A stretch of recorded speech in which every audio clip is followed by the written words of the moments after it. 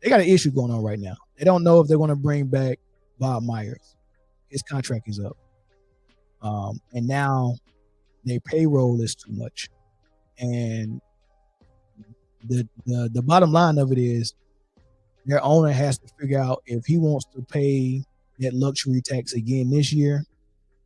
And he's already on record, speaking with some of the local radio stations and some of the reporters. He's already on record saying, "I don't want to pay $400 million for a team that is not winning it, or I think his words was for a team that's going home early."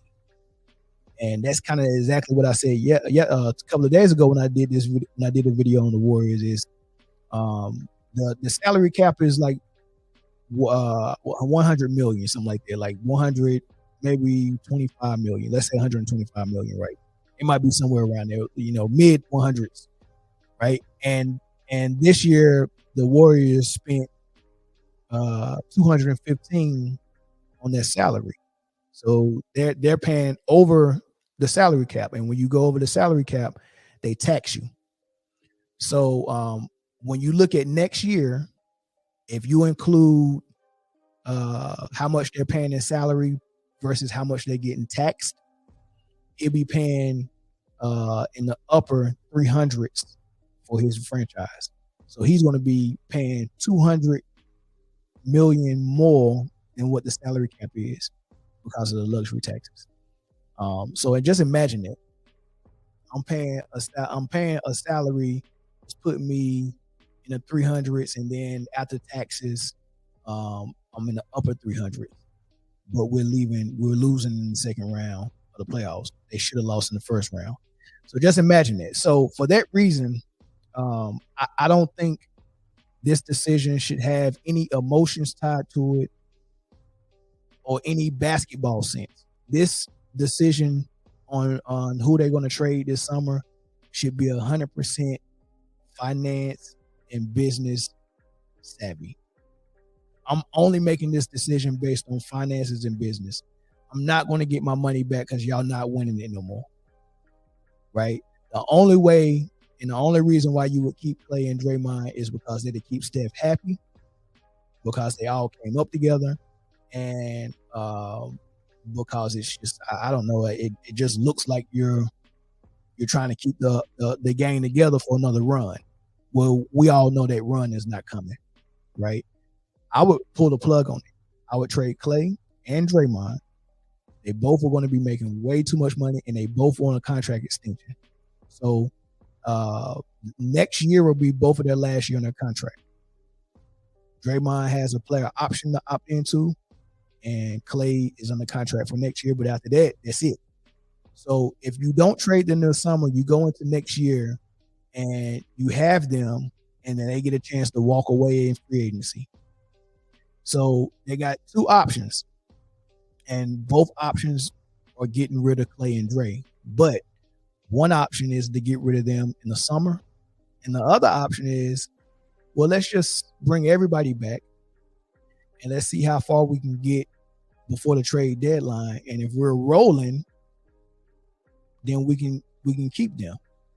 If we're doing what we did this year, then I'm trading Dre and Clay ASAP. Right? I think those are the options. I would go with trading them this summer because you have more time to actually build something. You're getting rid of two huge salaries. Right? I think I still got their salaries right here, man. You're getting rid of two huge salaries. Next year, Draymond opted into a 27 mil. Clay is making 43 mil next year. There's no way I want that on my salary cap. If you trade both of them, then you're gonna have Steph making 51. You're gonna have Jordan Poole making 28. I would rather go with that. You got Wiggins making 24. I would go with that. I got three guys making a lot of money, and then I got a whole bunch of vet minimums and rookie contracts. I would go with that. Right? I would not go with the 34-year-old Clay, the 34-year-old Draymond at 43 mil and 27 mil for their last year in their contract, and we're not even the best team in the league. Like, you can't be the highest paid salary in the league and then not be the best team in the league, right? And not competing for championships. There's no way. So I would end it right now, cut my losses now, get rid of Draymond and Clay while they got some value.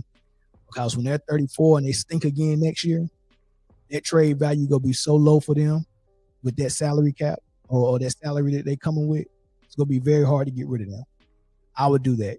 The other thing that other people was talking about is you keep Draymond and Clay and you keep them with Steph as long as you can, and you just get rid of the young guys, Jonathan Kuminga and Jordan Poole, which is not going to help you with the salary cap. You're still going to be over the cap and playing that luxury tax, so they don't even help you.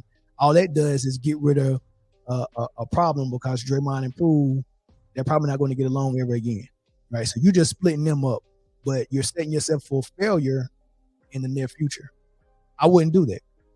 I know they say, we want loyalty in sports, but I want loyalty, but I don't want owners to be dumb too. I don't want players to be dumb either.